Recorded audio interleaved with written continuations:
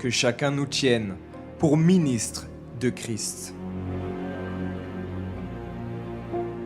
Régulièrement, le terme ministre est proféré avec un air de vanité, d'orgueil et de supériorité. De temps en temps, nous observons diverses personnes, principalement des chrétiens, qui relient le terme ministre à un poste important. Cependant, lorsque l'apôtre Paul, dans sa lettre aux Corinthiens, se référait au ministre, il ne parlait pas de charge ou de titre dans l'Église.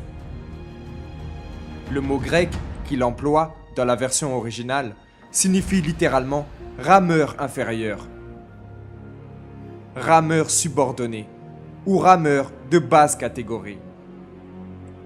Les anciennes embarcations se déplaçaient par l'énergie humaine. Sur les vaisseaux latéraux, il existait de petites fenêtres où étaient introduites les rames.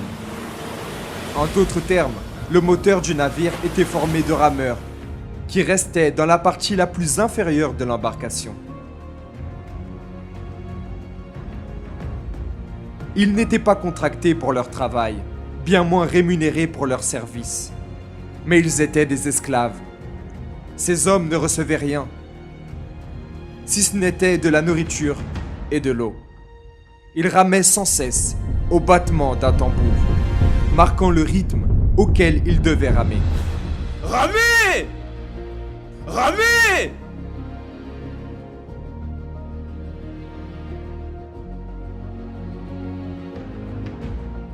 Assujettis à la torture, à la sueur, la faim, la soif, et avec un seul objectif, mener l'équipage de cette embarcation à la destination finale.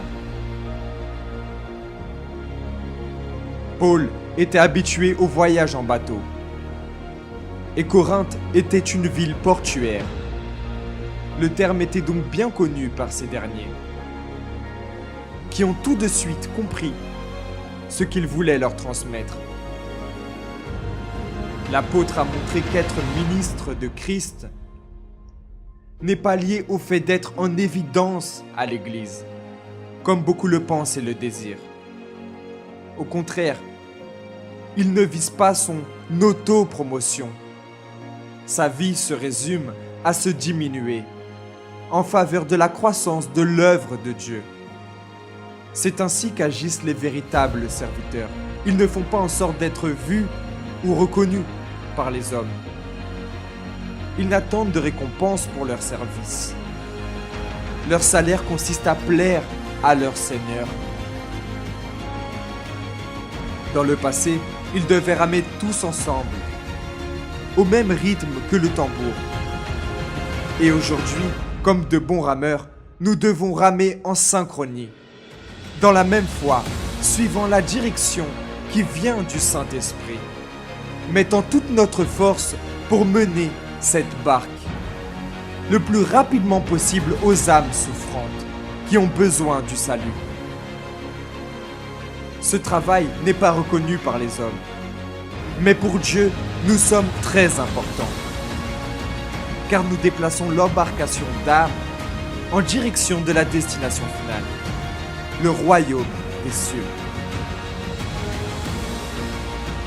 Cependant, ceux qui pensent que notre travail est méprisable et inférieur se trompent.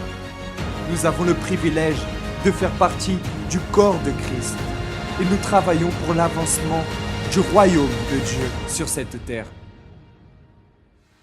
Notre récompense ne vient pas dans ce monde, mais dans l'éternité.